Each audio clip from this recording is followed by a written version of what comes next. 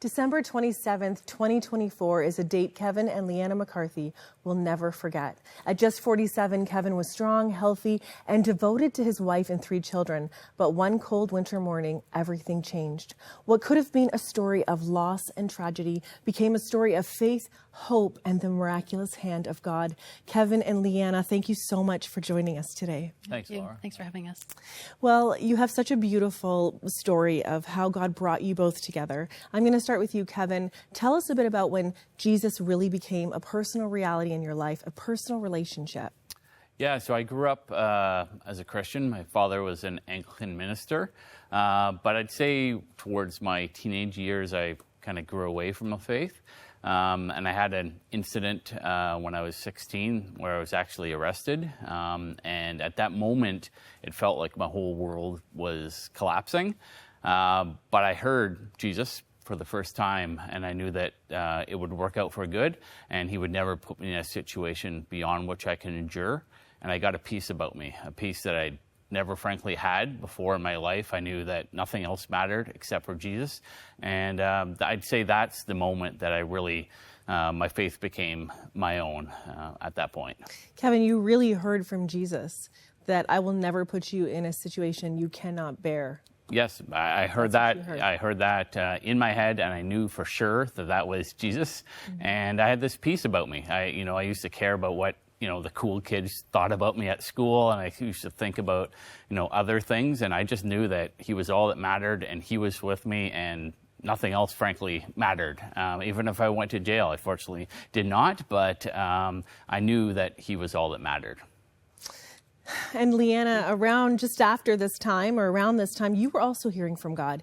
You were driving up Yonge Street one day, and you heard something very specific in your heart. Tell us a bit about what was happening in your life at that time. Sure. I was searching for love in all the wrong places. I always had a boyfriend, and I just wanted to be loved. And I went through a really tough breakup. It left me really quite shattered, actually. And I just felt really, really sad because I didn't think anyone would want to be with me.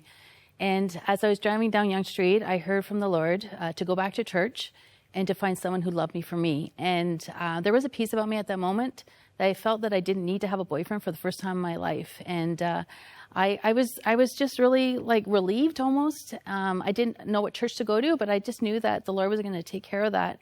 And shortly thereafterwards, I threw a party for a friend, and Kevin was invited. And we started talking, and I still wasn't kind of ready to date again. But he just started sharing his testimony with me, and it was so vulnerable. And, I've never dated anybody like that. And I was just blown away. And I just really felt for the first time that I could share the sin I had gotten into, which was I was so afraid to share with people. Yeah. And all the guys I had dated, and there was no condemnation from him at all. It was like, great, okay, now we know each other and we can move on our way. And then he told me he went to church. And so I asked if I could come to his church. And I went to his church.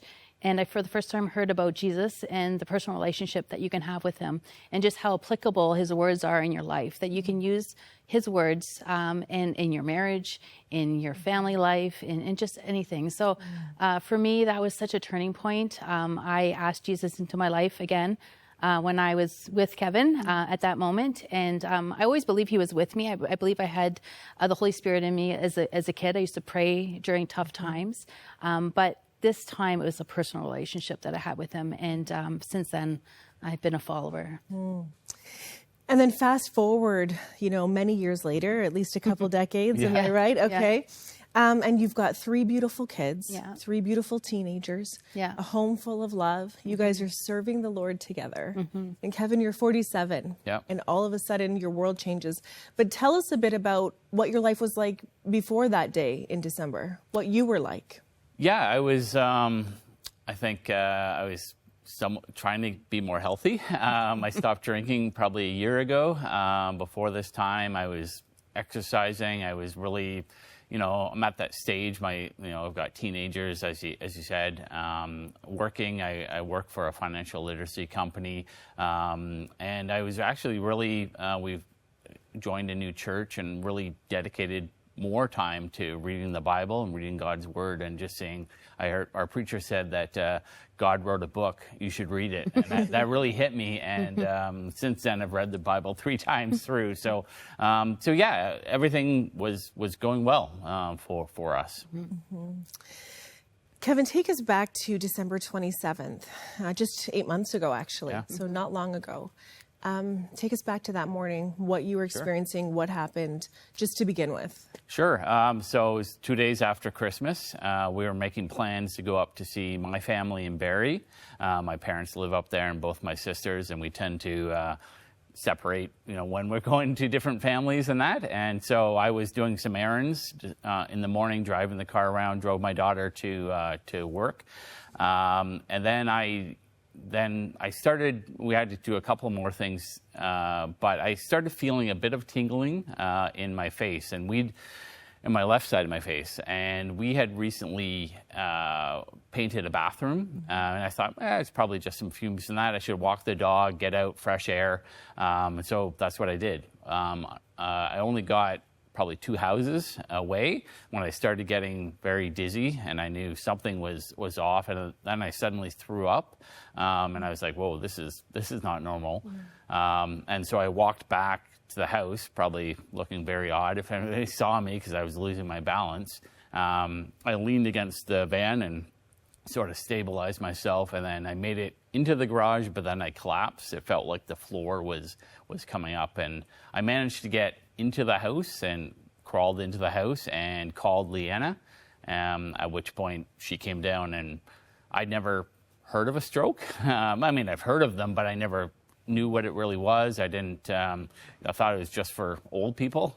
But she knew right away when she heard me talking that it was probably a stroke that I was having.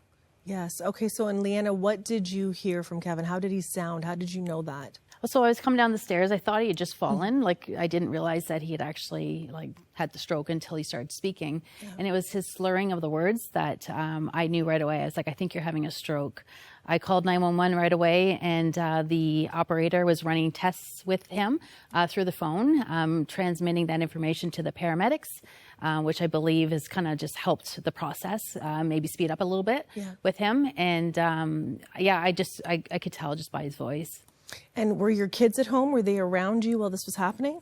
Our daughter was at work, but our son was there, and he looked pretty traumatized by it. He got kind of stuck in the garage when the paramedics came in. Okay. He couldn't get past them, and so he was great. He called my parents and just kind of jumped in and did what he needed to do. But I could tell that he was really moved by what was happening. Yeah. Very scary, right? Yeah. Kevin, as you were in the ambulance going to the hospital, were you losing consciousness? Were they speaking to you? Were they identifying it even as a stroke, like medically, like them saying, this is actually what's happening right now? Yeah, I never lost consciousness. Okay. I was aware of everything that was happening, and I didn't actually feel anything. I just knew I was losing power in my body and over my body. So they were mentioning stroke. They had me do arm tests, and they had lots of different sayings, just testing my voice. I couldn't really tell I was slurring my voice. But everybody else could. So I knew something obviously serious was happening. Yeah. And so you guys get to the hospital and they start to try to tend to you and find out what's going on, how to stop it, right? How to stop the progression of the stroke. Leanna, what are doctors telling you at this point? And are you starting to feel afraid that you're going to lose Kevin? Yeah. Well, just to back up a little, because I just think it's really important to share that when I came down the stairs, there was a real peace that came over me when I saw him on the ground. I didn't panic. Prior to this, I'd been dealing with anxiety over issues like smaller issues, struggling to just relax. We'd been praying about it, and it just wasn't going away. I wasn't sleeping before having to do a large drive, and Kevin had to leave his conference to drive because I had not slept the whole night. So I was dealing with these issues. But when I came down the stairs, that peace just came over me immediately. I didn't panic. I didn't even I was very calm talking to the operator. So when I got to the hospital, there was a really nice lady who was volunteering, brought me to the room. It was really at the point, it just seemed like so much was happening. Yeah. Like we had a neurologist on a Skype call trying to give us information about what was going to happen, and they were going to do the clot busting medication. So if you get to the hospital, ideally within the 4 hours of the first symptoms, you can get this medication. So that does help with it. But it was just so much was happening, but I just really felt peaceful during the whole time. Kevin, when did you start to realize you were having mobility issues out of this? Like that you were losing, how much function did you lose? And when did you realize the significance? Did it unfold slowly? Was it over the 24 hours? Yeah, it did unfold slowly, and I didn't really understand how maybe serious this was. Leanna mentioned to me that I might be here for a week or so, and I was like, a week? Why would I be here for a week? And I did have full mobility, like at the start, but my right arm couldn't stay still. It was moving on its own, and same with my leg. And over the course, they admitted me to ICU to monitor me. And over the course of 12 hours, I lost slowly full use of my right arm and my right leg. Yeah. And so that's when I knew that this was serious, just because I had it didn't hurt. I could feel things people could touch, but I could not use at all my leg or my right arm.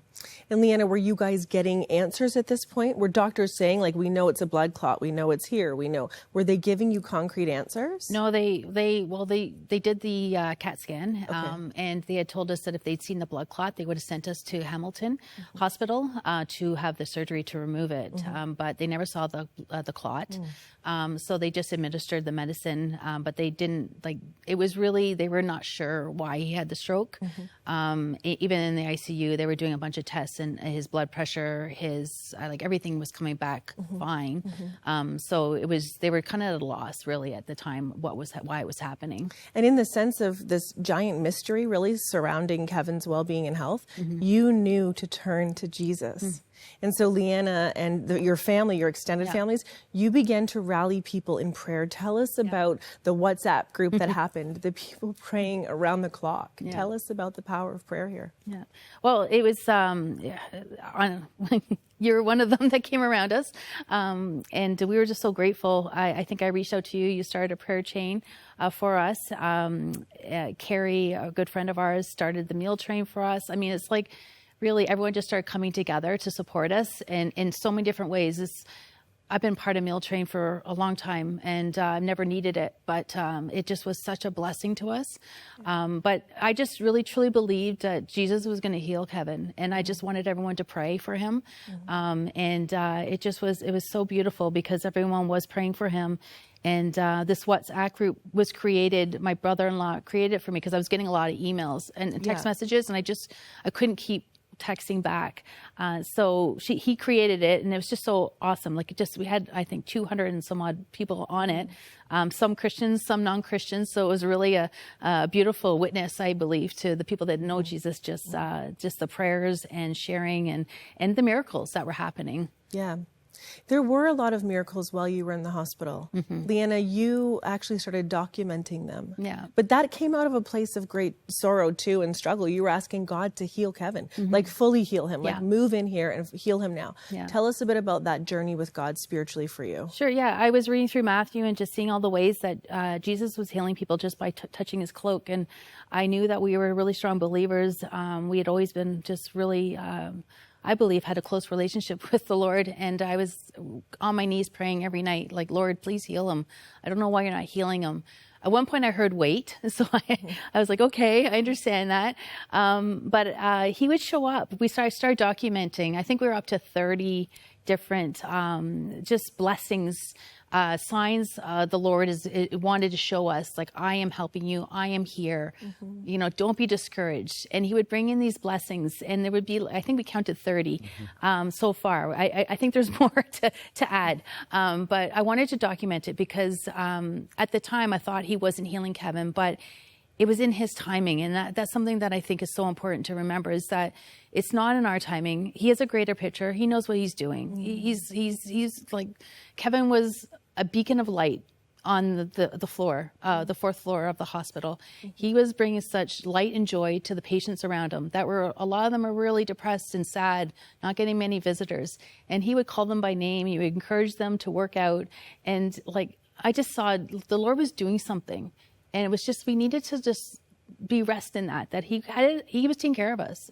There was nothing that we could do that could manufacture what was happening. He was taking care of us. He was providing the people that we needed. He provided the peace that I needed. He knew what I needed, and he fulfilled that. Yeah. And Kevin, was working, doing ministry on the fourth floor. I was going to ask about that. Kevin, you're there recovering, and I can only imagine the challenge of the recovery. Suddenly, the part of your body you're using your whole life is inaccessible to you, and you've got to learn how to get better and use it again. And I know how diligent you were. We see it today. You're sitting here, and you've regained so much of the use. But you also were outwardly focused. You were learning people's names, other patients. You were witnessing about the love of God to them. What drove you to do that? And how did it give you strength in one of the hardest times of your life?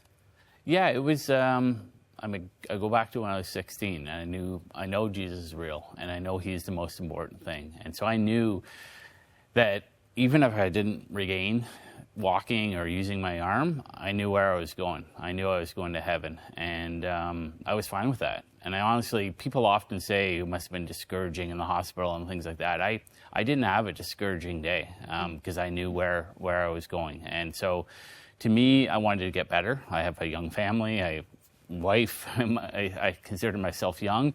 Many of the doctors said I was young, which I would point out to my Hannah as well. I think you're young. And I just wanted to get better.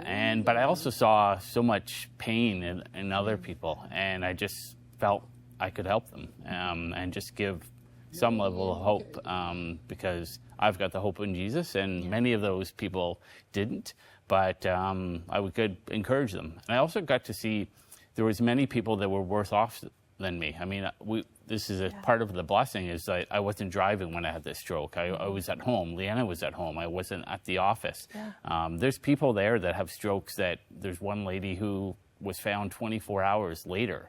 I couldn't even imagine being like that. And Gary, my roommate, who I grew quite close to, he's 83, but he was in his garage for 5 hours after having the stroke. And so I saw that I was actually blessed in the situation that I was in, and I could help others. Kevin, you have recovered in so many ways, and I believe it's a miracle. I've watched it unfold in your lives. I know our viewers watching right now understand this is a miracle that's happened. What's next for you right now? What are you up to these days?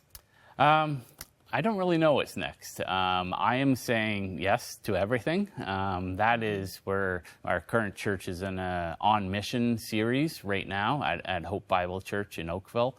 And I'm like Isaiah. I hope I'm like Isaiah.